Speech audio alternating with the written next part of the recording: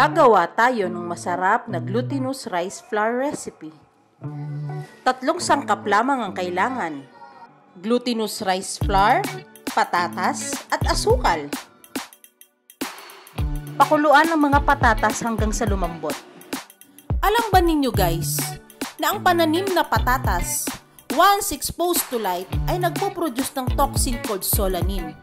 It protects them from insects and bacteria, pero toxic sa ating mga tao. Ang palatandaan ay nagkakaroon ng berdeng kulay ang patatas. So next time na mamimili tayo sa palengke, tingnan nating mabuti ang mga patatas. Tingnan natin kung walang kulay green. Once malambot na ang mga patatas, ay imamash na natin ito. Kung wala po kayong ganitong kagamitan, ay maaari naman pong gawin manually sa pamamagitan ng paggamit ng tinidor.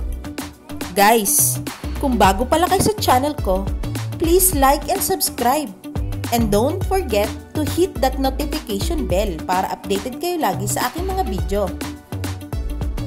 Paghaluin ang minash na patatas at glutinous rice flour. Guys, anong tawag sa patatas na maputi? Di, puti ito! Ano namang tawag sa pinuno ng mga patatas? Di, potato chip!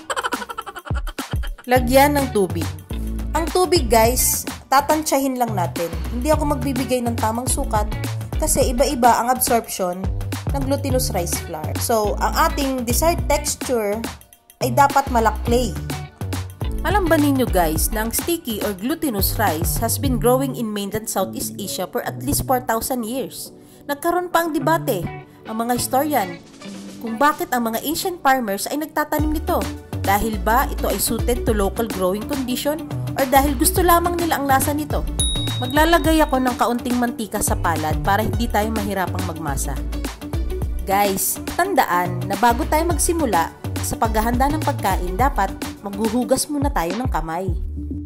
Maglalagay ako ng 1 tablespoon na mantika. Optional lang ito para mas madaling magmasa.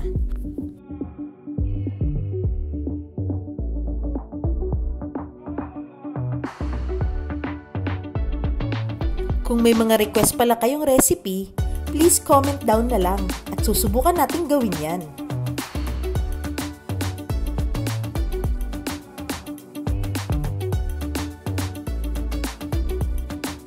Gagamit ako ng 1 tablespoon na panukat para maging pantay-pantay ang ating lulutuin. Magbibilog lamang tayo and then ipaplat. Paulit-ulit lang ang proseso hanggang sa maubos ang glutinous rice flour. Paulit-ulit hanggang sa maubos? Parang tao din ano? Nakakapagod umintindi kung paulit-ulit na lang ang nangyayari. Magsusorry, pero uulitin naman. Diba ang sorry para lang sa hindi sinasadya? Paano kung paulit-ulit na? Pasagot na lang guys. Comment down below para maraming maliwanagan.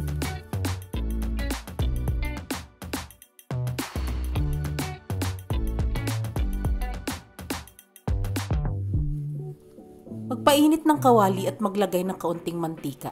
Optional lang ang paglalagay ng mantika. Kung ang gamit ay non-stick pan, no need na maglagay ng mantika. Wait lang tayo guys na may tamang init na ang mantika. Gayun din ang kawali para pantay ang pagkaluto. Ilagay natin ang mga binilog na dough. Take note, huwag nating masyadong pagdikit-dikitin dahil ito ay mag-i-expand pa. Nasa inyo guys kung gusto ninyo medyo tostado o tama lang ang pagkakaluto.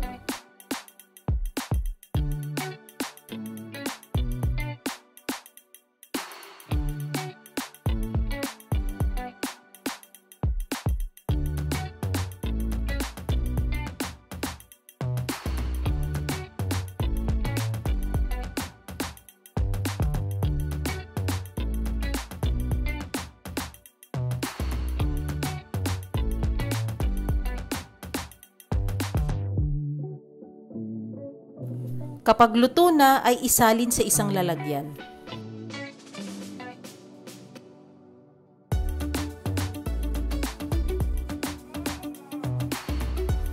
Mag-caramelize naman tayo ng asukal.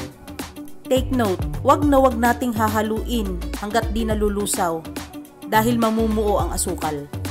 Once nag-caramelize na ang sugar, ay i-turned off ang kalan para hindi ito masunog at maglasang mapait. Isawsaw po natin sa caramelized sugar ang mga nalutong glutinous rice flour. Bilisan po natin ang proseso dahil madali pong tumigas ang caramelized sugar. Dali, pakibilisan at maninigas ng caramelized sugar. Luto na ang ating masarap na glutinous rice flour recipe. Hanggang sa muli!